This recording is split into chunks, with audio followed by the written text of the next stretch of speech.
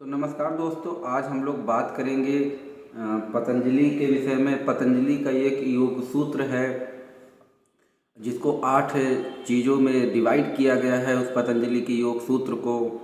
और उस योग सूत्र को आज हम लोग विस्तृत से समझेंगे कि आखिर वो क्या कहना चाहते हैं। बहुत सारी किताबों में वो उपलब्ध है, लेकिन उसमें क्या मूलभूत सिद्धांत काम करता है कि जिससे कि आप उस परम बिंदु को छूते हैं। तो सबसे पहले अगर हम उस सूत्र को देखते हैं तो पतंजलि के जो 8 योग सूत्र, 8 तरीके बताए गए हैं, उसमें 8 घटक बताए गए हैं कि एक ही सब एक दूसरे से जुड़ा हुआ है। उसमें कुल 8 स्तर तक जाना होगा। 8 स्तर के बाद जो है उस ज्ञान की प्राप्ति हो जाएगी आपको 8वें में। तो अब ये देखिए, यहाँ पर 7 जो हमारा शरीर है वो 5 तत्व से मिलके बना हुआ है। तो चित जल पावक गगन समीरा, 5 तत्व से बना शरीरा। तो 5 तत्व से हमारा ये शरीर बना हुआ है। और जो 2 तत्व और होते हैं वो कोई भी 2 शब्द हो सकते हैं, चाहे राम यानी 5 के बाद छठा रा और 7वां माँ, या फिर राधा, रा और धा, छठा 7वां शिव। इसी प्रकार से सभी चीज़ें 2 घटक और बढ़ने पर बोध की प्राप्ति होती है। तो अब हम लोग चलते हैं पतंजलि के योग सूत्र को, देखते हैं कि उन्होंने क्या बताया है और वो क्या कहना चाह रहे हैं। तो सबसे पहला जो पतंजलि का योग सूत्र है वो है यम। यम का मतलब होता है संयम। यम का मतलब है संयम। तो अब यम कैसा संयम चाहिए इसमें योग में? संयम का मतलब होता है कि आप बैठे हैं तो बैठे हैं, आप देख रहे हैं तो देख रहे हैं, आप घूमने जा रहे हैं तो घूम रहे हैं, आप जो चीज़ें कर रहे हैं उसमें लगातार अपने होश को बनाए रखना, अपने होश पूर्वक उस चीज़ को करते रहना। तो ये पहला नियम है कि यम यानी संयम आपको रखना होगा हर चीज़ के प्रति। संयम आप किसी भी चीज़ के प्रति, जैसे मान लीजिए कि बहुत कोई चीज़ अचानक बहुत दुखद हो गई, तो आपको उसमें बहुत ज़्यादा प्रभावित नहीं होना होगा। या बहुत ज़्यादा प्रसन्नता मिल गई तो आपको उससे भी प्रभावित नहीं होना होगा। उदासीन अवस्था जब बन जाती है, यानी न कोई बहुत ज़्यादा रिएक्शन किसी अच्छी चीज़ के प्रति, न बहुत ज़्यादा रिएक्शन बहुत ख़राब चीज़ के प्रति, तो वहाँ पर एक नियम बन जाता है, संयम बन जाता है। आप अपने आप को बांध लेते हैं 2 चीज़ों के बीच में और आप उससे परे हो जाते हैं कि आपको कुछ विशेष फर्क नहीं पड़ता है। आप संयम में हैं कि बिल्कुल एक ही चीज़ है जिसके ताकत है आपके पास, और उसी पे आप जब टिक जाते हैं तो संयम पैदा हो जाता है कि नहीं, ये नहीं। तो उसी प्रकार से पहला जो नियम है वो है संयम, यानी संयम रखना होगा। हमको अपने मन को भगाना नहीं होगा, मन को स्थिर रख करके चलना होगा, होश पूर्वक चलना होगा। और अपनी जो विचार हैं उसको बहुत ज़्यादा जनरेट नहीं करना होगा, थोड़ा सा गैप करना होगा, थोड़ा सा एक प्रिट्रेशन होल करना होगा अपने भीतर, जिसके कारण कि आप उन विचारों को थोड़ा सा संभाल सकें, संयम रख सकें अपने ऊपर। तो उसी को पहला पतंजलि का जो सूत्र है वो पहला ही है संयम।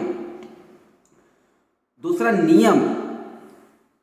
नियम का मतलब होता है कि जैसे कि कोई व्यक्ति कोई नया काम करता है तो उसको बहुत दिक्कत होती है। जैसे बहुत लोग कहते हैं कि सुबह बहुत लोग उठ नहीं पाते हैं, बार बार उठने की कोशिश करते हैं और उनका समय बदलता रहता है।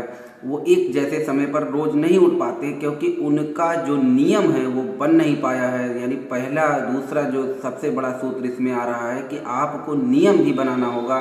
नियम का मतलब कि प्रातःकाल उठना है तो आप अपने नियम से जब बनाएंगे तो शरीर उसी नियम के हिसाब से अपने आप को ढाल लेगा और आपको उस तरीके की चीज़ों का बोध होने लगेगा। तो नियम का मतलब है कि अपने मन को अनुशासित कर देना, अपने मन पर दबाव बना लेना, अपने मन के अधिकार जो फैल रहा है मन उसको बटोर लेना। यही दूसरा जो नियम है आपका, उसी को कहा गया है नियम, यही नियम है। फिर तीसरा है बैठने की कला। आप बैठते कैसे हैं? अगर आप बैठना जानते हैं तो आप सब कुछ जान जाएंगे। बैठने का ही तरीका है, क्योंकि जब आप स्थिर होकर बैठ जाते हैं तो 95% काम आपका वहीं हो जाता है। जब आप बैठे ऐसे कि जब दोबारा उठने के लिए आपको विचार ना आए, आप जब बैठ गए तो फिर बैठ गए। तो उसी प्रकार से जो तीसरा है वो आसन, बैठने का तरीका, कि पैर को कैसे मोड़ा जाए और कैसे बैठा जाए कि जिससे कि शरीर मैक्सिमम एनर्जी को ट्रांसफॉर्मेशन के लिए तैयार कर सके, जिससे ऊर्जा बहुत ज़्यादा अमाउंट में ऊर्जा बह सके शरीर के भीतर और आप उस ऊर्जा को रिसीव कर सके।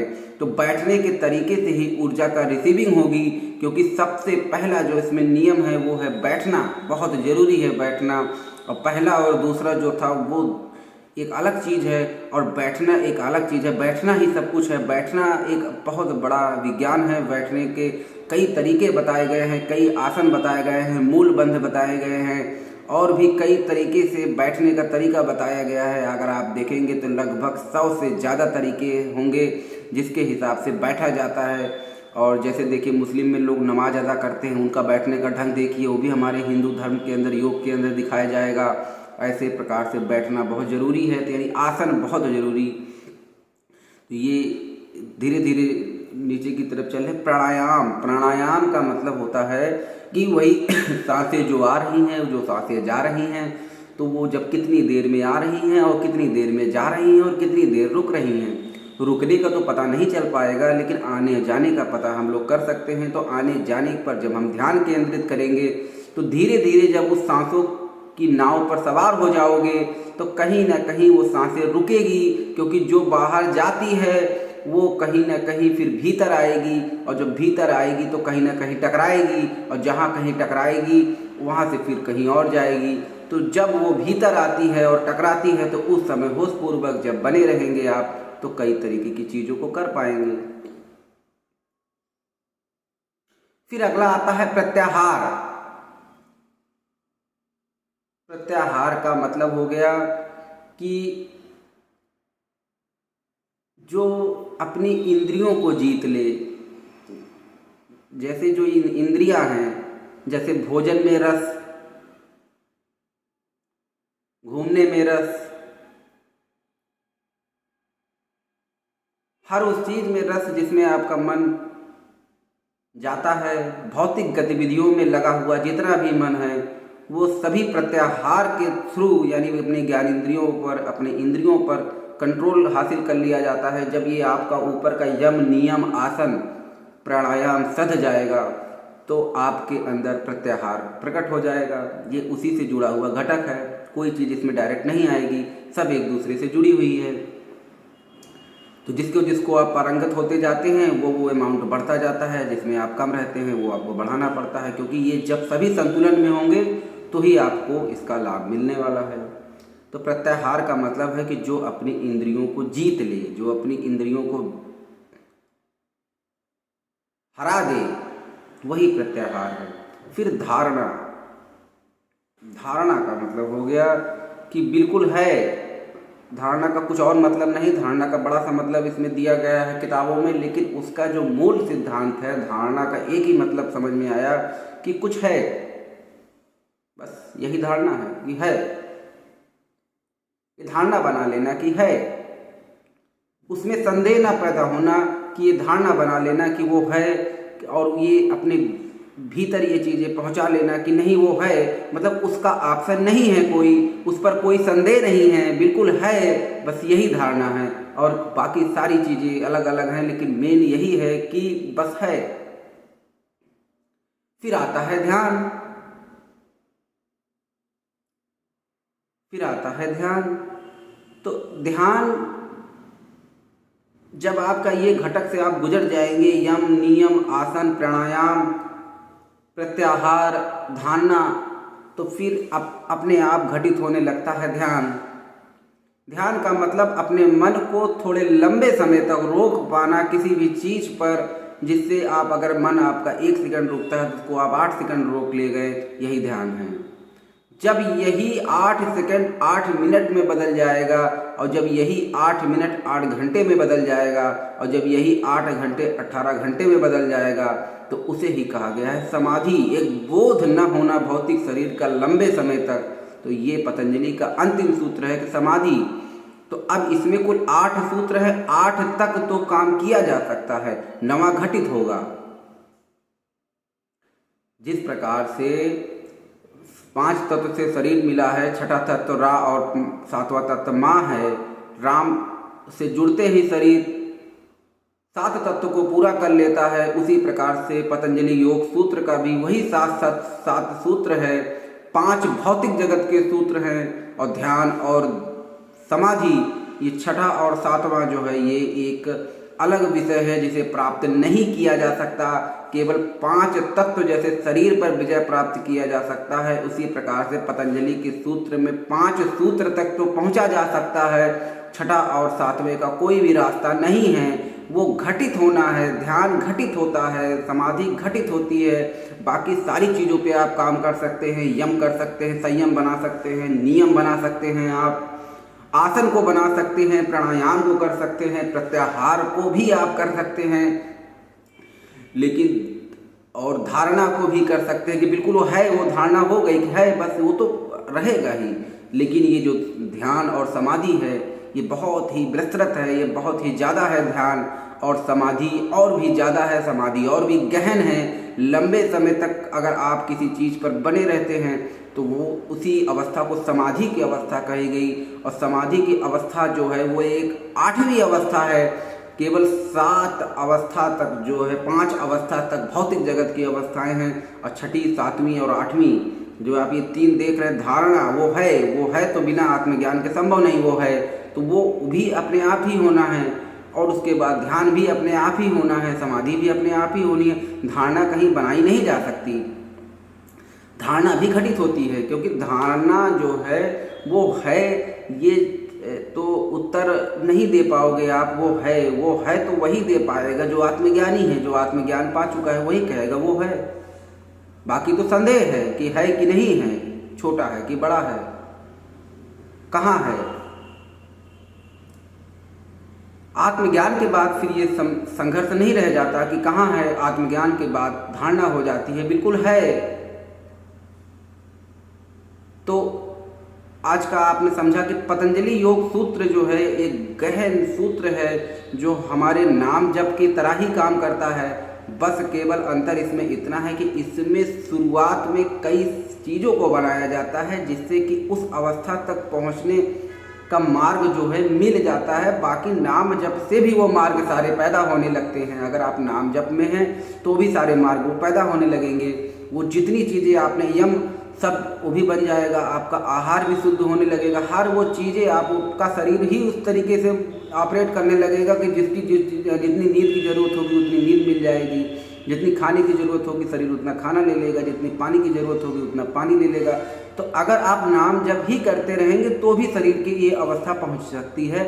इसमें ज़रूरी नहीं है कि आप आसन सीखें, ये सीखें, ऐसा कुछ भी नहीं है। आप केवल नाम जप से ही उस अवस्था को प्राप्त कर सकते हैं, क्योंकि नाम जप ही आपको धीरे धीरे वो सारी चीज़ें करवाने लगेगा।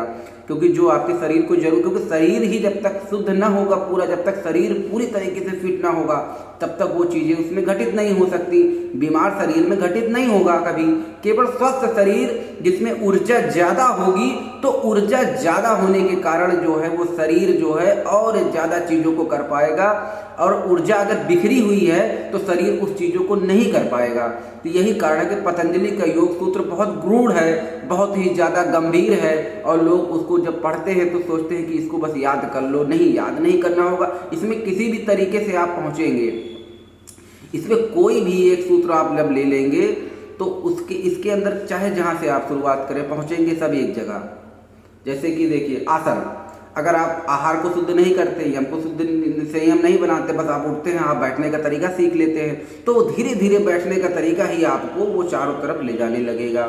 उसी प्रकार से प्राणायाम है, कोई आपको तरीका नहीं मालूम, आप कुछ और खाए हैं, ऐसा चीज़ खाए हैं जो नहीं खाने योग्य है, उसके बावजूद भी आप योग कर सकते हैं। तो धीरे धीरे जब आप योग करने लगेंगे तो वो दूसरी जो विकृतियाँ हैं उस पर विजय प्राप्त करने लगेगा, और धीरे धीरे वो वहाँ पर ही पहुँचा देगा जहाँ पर आपको पहुँचना है। तो ये एक गूढ़ विज्ञान है कि पतंजलि ने योग सूत्र ने बड़ा अनुभव से इस चीज़ों को निकाला।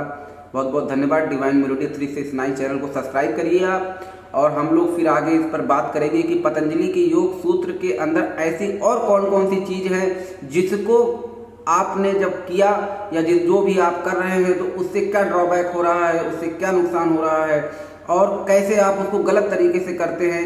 योग करने का तरीका ही भी लोगों का गलत है। तो इसका कारण ये है कि वो योग जो करना चाहते हैं वो उस योग को न करके वो दूसरे तरीके का योग करने लगे हैं, वो दौड़ने लगे हैं, वो हाथ पैर फेंकने लगे हैं, वो सर के बल खड़े होने लगे हैं और वो अलग अलग चीज़ों को खेलने लगे हैं। वो थोड़ा सा समझ नहीं पाए हैं कि योग एक अलग चीज़ है, व्यायाम एक अलग चीज़ है। व्यायाम एक भौतिक जगत की चीज़ है, योग एक आध्यात्मिक जगत की चीज़ है। व्यायाम बाहर की तरफ व्यायाम, जितना भी चीज़ बाहर की तरफ हो रही है वो व्यायाम हो गया, और जितना की चीज़ वो भीतर की तरफ घटित हो रही है वो प्राणायाम हो गया। तो व्यायाम का मतलब बाहर की तरफ क्रिया करना और प्राणायाम का मतलब भीतर की तरफ क्रिया करना। तो भीतर की तरफ जब क्रिया किया जाता है यानी मन सब शुद्ध हो जाता है तो सारी चीज़ें शुद्ध हो जाती हैं। यही कारण है कि लोग आज ज़्यादातर डिप्रेशन में चले जाते हैं। उसका कारण है कि विचारों को अलग नहीं कर पाते, विचारों के जाल में फंसते हैं, और जब विचारों के जाल में फंस जाते हैं तो फिर उसी विचारों में अपना जीवन जीने लगते हैं। बहुत बहुत धन्यवाद।